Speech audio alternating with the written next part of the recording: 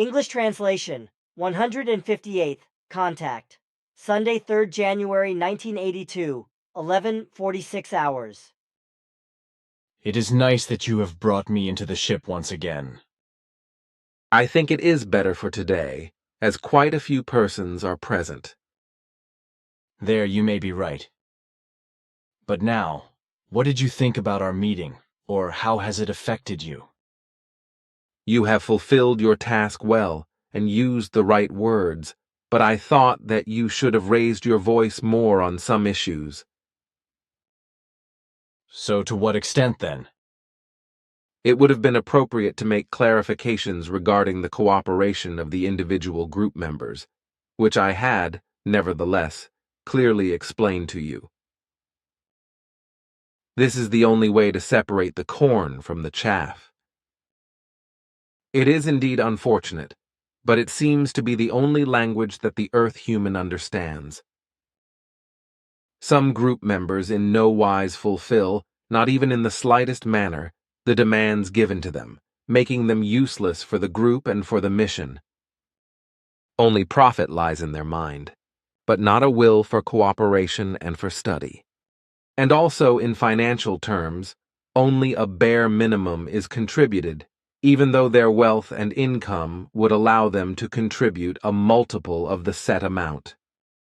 Such group members, however, are neither useful nor convenient for the group or for the mission, which is why it is necessary that they be excluded, whereby the best way to take this step is that the truth is given to them in harsh words, after which the fallible ones will be required to withdraw.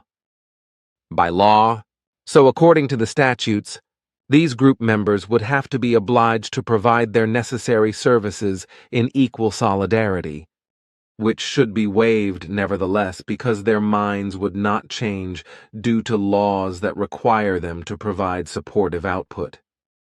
For this reason, the truth should be brought home to them with harsh words, after which they then have to decide for themselves whether a withdrawal from the community is better for them or whether the fulfillment of the statutory given duties are more important for them, if they follow them. Included in the fulfillment of the statutory given and clearly defined duties, however, is also the cooperation in the monthly magazine, for which monthly contributions of the individual group members are needed. Whoever does not make these contributions within the scope of the duties to be fulfilled, however, violates the statutes and ordinances. But now, in order to tackle this evil, it was recommended by me that for every missing contribution, a monthly amount will be increased by 5 francs, which should steadily increase each month by 100% of that amount, if the obligation still is not met. If the violations nevertheless still continue to appear, then an exclusion from the group should result when the monthly contribution amount for the monthly magazine has reached 50 francs. A group member who takes it so far that even through such measures, the duty does not become fulfilled, is not worthy of membership in the community, and above all, it still has not become clear to such a group member that the internal core of the community must truly be trained to an elite. But members who do not fulfill their duties referred to them can never become elite members, so for them, there only remains the way of expulsion. For this reason, I have asked you to raise your voice with harsh words of truth, through which no doubts should remain about the fact that, seriously and exactly, the articles of the statutes and ordinances are to be fulfilled dutifully. Otherwise, a continued membership in the community for the fallible ones is no longer acceptable or given. I know you did indeed tell me that clearly and plainly, nevertheless, it has given me no pleasure to have to be heard in this form, in accordance with your instruction. It has strained my nerves quite nicely, especially the matter with Elsie, who has given me, by the way, no oral reply to the questions that I have asked her, in accordance with your instruction. Here, this is a letter from her to you. I assume that her answer is included in it. so you had best read it. Thank you. Quetzal opens the letter and reads it. As I have already feared, Elsa is subject to her own pronounced inconstancy, which is why she is not able to make a clear decision. Unfortunately, it has not changed with her yet, that she always only perceives issues approaching her from her own perspective and sees these in such a manner as she personally wants to see them. This means, however, that she very often does not recognize the truth, and that she works herself up in assumed and self-produced falsehoods, which she contrarily defends hard, leading to aggression and differences of opinion. At the same time, her bossy nature works itself up into proportions that suppress any reason, but which then, shortly thereafter, flow into self-pity. Then, from this, there arise the false thoughts that every assistance of hers would fail and that she is being exploited. Once more, my observations clearly showed me last night that she is biased in these things as always, and that she is not willing to fix these errors. And because she has not already done so, it also is not possible for her to make a definitive decision in the important matter that you have discussed with her on my behalf, as her letter shows here, to which I must say in explanation under these circumstances that it cannot be dealt with. The cited reasons are, indeed, trivial, as she knows very well by the former events with Sarah. Moreover, through you, I expressly let it be explained to her that her decision was required by this weekend, since we now have to make other decisions toward determinations to be seized, and not just in 1 year. Her inconstancy now demands us to exclude her from these concerns, after which no further discussions about this still have to occur. The following is still something, over which I must lose a few words. I observed very well how you followed and executed my instruction, while you took Elsa to court with very harsh words and raised your voice. I did indeed notice with this that you had all sorts of trouble with speaking in this manner, as it was contrary to you. But you did it nevertheless, even if in the minds of Elsa and the other group members, you are once again considered a bad guy and are classified as being too hard. Nevertheless, you have done it, for it was necessary. And that was good. Even the later harsh explanations about the union and cooperation of the group members. Shirkers and unwilling ones, and also those who only grab information and profit and who do not want to fulfill their duty, will, slowly but surely, become missing and expelled by this, thereby leaving only those remaining who truly want to be conducive to the mission and its fulfillment and to their own destiny and evolution. But now, what is still to be said about Elsa? I listened to your word very well regarding the job search in Zurich. It is not your task, nevertheless, but that of Elsa. She has to take the necessary steps herself, and has to prove that she finally fulfills that which is her own task.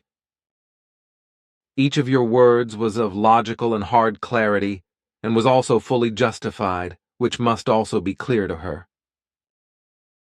And it will indeed become clear to her, if she finally becomes willing to rectify her law-breaking, her unruliness, as well as her self-pity and all other evils. However, she must do this all alone and without your help, as this is also the case with regard to the observance of the right way of the work. I already calculated a year ago that only a full day and year-round work is beneficial for her, as you correctly cited in your explanations. Even your own detailed explanations, however, were of correctness, and Elsa should act exactly in accordance with these. She should look the true facts in the eye once and see the truth as it actually is. She should finally put aside her truly childish displays of false perspectives regarding elapsed financial concerns, etc., and honestly look the true truth in the eye. She should also finally recognize that her current debts are only due to her unruliness, unwise courses of action, and to the fact that she ignored all instructions and advice in a stubborn and self-opinionated manner.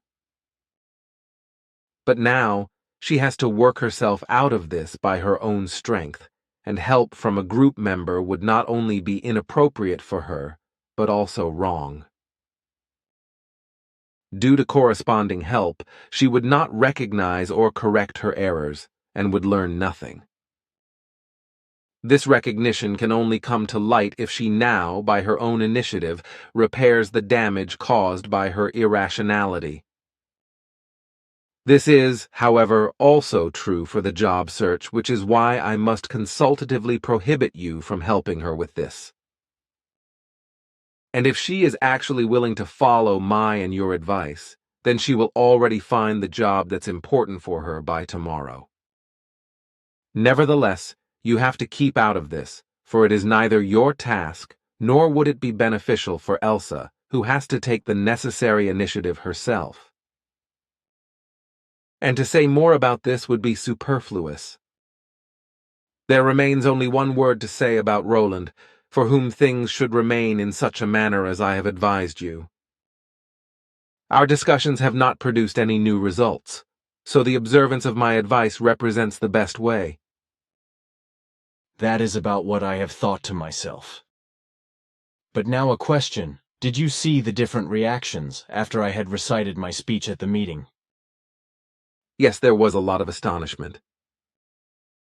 The fallible ones were very strictly aware of their fallibility, and they also knew very well that the speech was about them, even though you mentioned no names.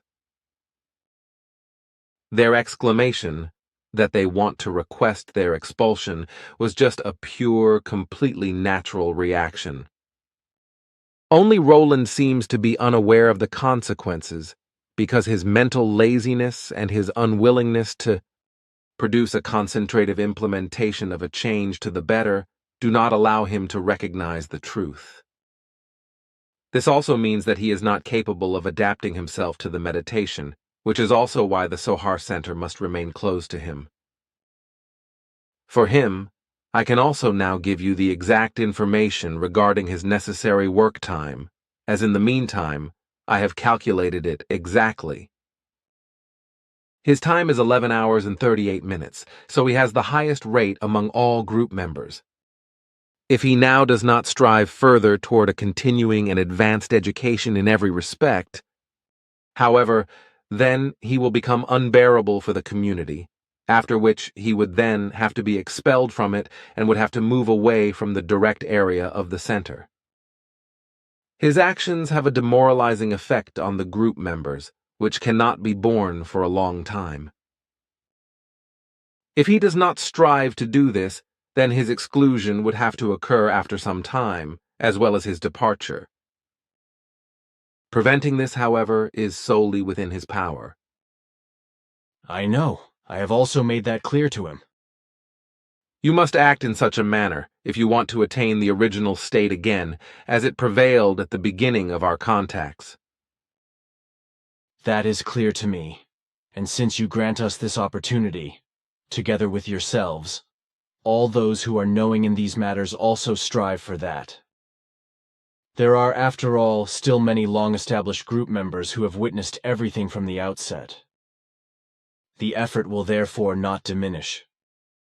That is very gratifying to hear. But now, you must go back again, for I still have some things to do, but wait. There are still a few things to be discussed in the matter of Ferdinand, etc., but outside of the transmission. Okay, then fire away, my friend.